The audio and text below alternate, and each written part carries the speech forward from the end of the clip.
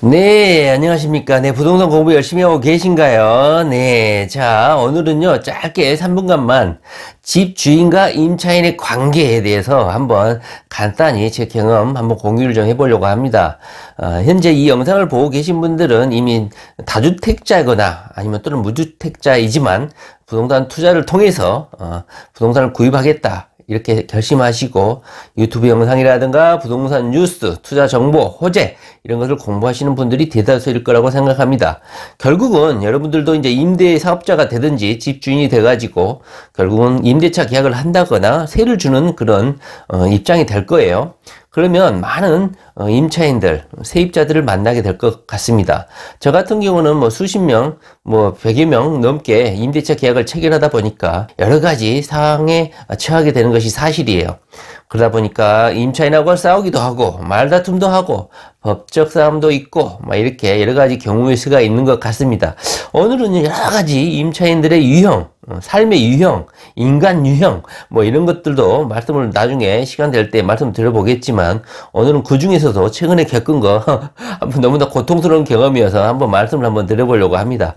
여러분들이 뭐 부정을 하고 싶겠지만 인간사는 평등하지 않는 것 같아요. 그 중에서도 불평등의 한 예가 바로 이 집주인과 임차인의 관계인 것 같아요. 요즘에 세상이 아무리 평등 관계로 가고 대등한 인격적 관계를 추구하고 있다고는 하지만은 월세를 떳떳하게 내고 있음에도 불구하고 집주인과 임차인의 관계는 약간 좀 어색한 관계죠. 괜히 내가 월세를 낼 거 다 내고 있음에도 불구하고 괜히 집주인에게 어려운 부탁을 하거나 요구를 하거나 할 때 상당히 좀 부담스러운 그런 입장인 것 같아요. 요즘에는 많이 세대가 많이 바뀌고 하다 보니까 임차인들이 집주인에게 요구할 것 또박또박 요구하고 불편한 거 요구하고 하다 보니까 많이 그 주의가 예정을 하고 다르게 떳떳하고 월세 낸 만큼 정당한 요구를 하는 게 하나의 그 트렌드가 된 것 같지만, 그럼에도 불구하고 아직까지는 집주인과 세입자의 관계는 왠지 모르게 심리적으로 가불관계가 형성되어 있는 것 같아요. 계약서에도 그렇고 돈 내고 내가 사는데 왜 가불관계인지 갑을 이렇게 또 표시가 되어 있죠. 요즘에 뭐 이제 세를 주고 계신 분들은 하나의 이런 임대 사업들이 선진국화 되면서 세입자들에게 하나의 서비스를 제공한다. 월세를 받고 내가 렌트를 해주고 월세를 받고 세입자가 살면서 부족함이 없도록 문제점, 그 건물의 문제점, 호실의 문제점, 아파트의 문제점을 즉각 수리해주고 뭔가 문제가 있으면 불편함을 해소해주는 이런 약간 서비스 산업으로 진화를 하고 있는 것 같아요.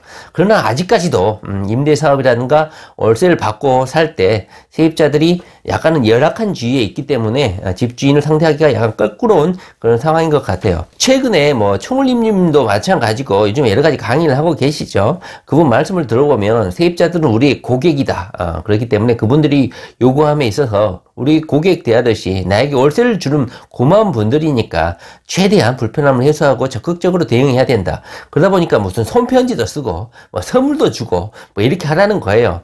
저는 이제 그것까지는 뭐 바라지는 않겠지만 최대한 서비스 정신을 가지고 임차인들을 상대해야 되는 건 맞아요. 그런데요, 제가 이제 많은 임차인들을 상대하다 보니까 그렇게 하는 게 꼭 능사인가 이런 생각이 좀 들어요. 대부분의 80% 90% 임차인들은 대부분 선량하고 권리와 의무를 행사해요. 왜냐면 문제가 있으면 고쳐달라 하고 방세를 또 미루지 않고 딱 주죠.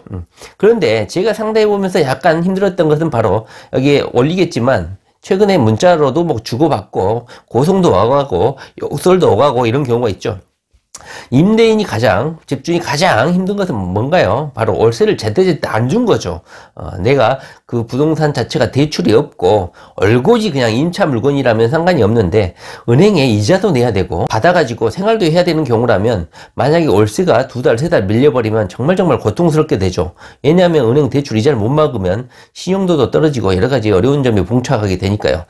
그런데 임차인들이 대부분 80%, 90%는 다들 착해. 그런데 어떤 경우에 임차인이 힘드냐면 이미 집 주인인 경우, 그리고 상가를 이미 자기가 세를 주고 있는 경우, 그러니까 한번 집주인 노릇을 해본 사람들, 임대일을 한번 임대 사업자로서 또는 집주인으로서 세를 줘본 사람들이 더 악독한 것 같아요. 그런 사람들이 가끔씩 월세를 주고 세입자로 사는 경우가 있거든요. 그런 사람들은 집주인의 심리를 너무너무나 잘 알고 있어요. 제가 이번에 당한 경우도 바로 그런 경우죠. 딱 보니까 저랑 임대차 계약을 체결하러 왔는데 보니까 아우디 A8L이라고 수천만 원짜리 차를 타고 왔어. 그러니까 사업을 다각화로 하고 직원도 많다고 해요. 그리고 그 남동생도 아우디는 아니고 벤츠를 타고 갔죠. 벤츠 E클래스를 타고 왔는데, 다시 말을 하면 아우디를 타고 벤츠를 타는 사람들이 지금 현재 3개월 연체를 하고 있습니다. 그러다 보니까 아파트 같은 거 월세가 80만 원, 70만 원, 100만 원 정도 하잖아요. 원리금 생활을 해야 되고, 그렇기 때문에 월세가 2달, 3달 밀리게 되면 저 같은 경우는 엄청나게 좀 약간 부담이 되는 상황이에요. 그렇기 때문에 월세를 좀 내달라가 먹고 사는데 지장 없으신 분들이 왜 월세를 연체하느냐 이렇게 한번 제가 물어봤어요. 첫 달 밀릴 때는 그냥 그런가 보다. 근데 2달 밀리고 나서부터는 이제 부담이 되기 시작하잖아요. 그러다 보니까 문자를 또 계속 보내죠. 그러면 2달 밀린 걸 보내는 게 아니라 한 달 월세를 보내게 되죠. 그런데 최근에는 또 3달까지 밀리는 거야. 그래서 보내달라, 지금 뭐 하시는 것이냐 이렇게 예의를 지키면서 하니까요, 오히려 무시를 하는 거예요. 먹고 사는데 지장이 없음에도 불구하고 월세를 밀리게 되는 경우가 있더라. 이런 경우가 있다는 것을 말씀드리는 거예요. 다시 말을 하면 모든 임차인들이 다 착해. 그러나 어떤 임차인이 힘드냐면, 자신이 집주인 노릇을 해본 사람들은 임대인의 이 심리 상태를 너무나 잘 알고 있기 때문에 최대한 질질 끌거나 해가지고 월세를 쇼부 보려고 하는 성향의 사람들이 있더라. 제가 그 부동산에 한번 알아보니까 이 사람이 아우디를 타고 벤츠를 타고, 남동생은 벤츠, 여성분이었거든요. 자기는 아우디를 탐에도 불구하고 이것이 월세 계약이어서 부동산 수수료가 거의 40만 원 돈 밖에 안 되는데 거기에서 또 15만 원을 깎아달라고 했다는 거예요.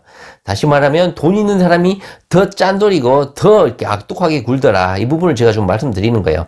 그렇다면 이런 사람들이 계속 방세를 안 주고 연체할 경우에 어떻게 대응해야 될까요? 친절하게, 총울님이 말씀하신 것처럼 친절하게 이렇게 말씀드리고 예의를 지키는 게 능사일까요? 제가 그렇게 해봤어요. 2달 동안. 이러시면 안 돼요, 사장님. 월세 연체하시면 저도 힘들어요. 사장님도 상가 임대를 해봐서 아시잖아요. 세입자들이 월세를 안 주면 어떻게 되는지 상당히 힘들잖아요. 이렇게 말씀을 했는데도 연체를 계속 하더라. 그래서 제가 말씀드렸어요. 그러면 법대로 하겠습니다. 바로 추가 세입자를 제가 구하도록 하겠습니다. 부동산에 방을 내놓고 2달 연체 넘었기 때문에 이미 계약은 해지된 거랑 마찬가지예요.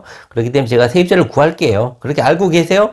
하니까 법적으로 대응을 하니까, 강력하게 말을 하니까 제가 사람 볼 줄을 알아요. 하다 보니까 결국도 방세를 또 보내주더라고요. 다시 말을 하면 임차인의 성향에 따라서 밀고 당기기를 확실히 하겠다는 생각을 다시 한번 하게 됐어요. 모든 임차인들이 착한 것은 아니다. 특히나 집이 없거나 주택 경험이 없거나 매매 계약이 없거나 임대차 경험이 충분하지 않는 이런 세입자들은 대부분 착하고 선량하죠. 그런데 사람을 다뤄보고 임대차 경험이 있거나 집주인 경험이 있는 사람들이 오히려 더 악독하게 연체를 하거나 월세를 안 주거나, 그 다음에 집주인하고 딜을 해가지고 월세를 깎아보려고 한다거나, 이런 경험이 좀 많은 것 같아요. 제가 앞으로도요, 임차인들의 유형에 대해서 한번 쭉 말씀을 한번 드려볼 건데요. 결국은 임차인들을 꼭 친절하고 상냥하게 한다고 해서 이분들이 월세를 꼬박꼬박 주는 게 아니더라. 집주인으로서의 권위, 집주인으로서의 법과 원칙을 강하게 주장해야 될 때도 반드시 필요하더라. 이 부분을 한번 말씀드려보고 싶었어요. 다음에 또다시 임차인 유형들에 대해서 한번 말씀을 한번 드려보도록 하겠습니다. 네, 부동산 공부 열심히 하시기 바랍니다. 네, 감사합니다.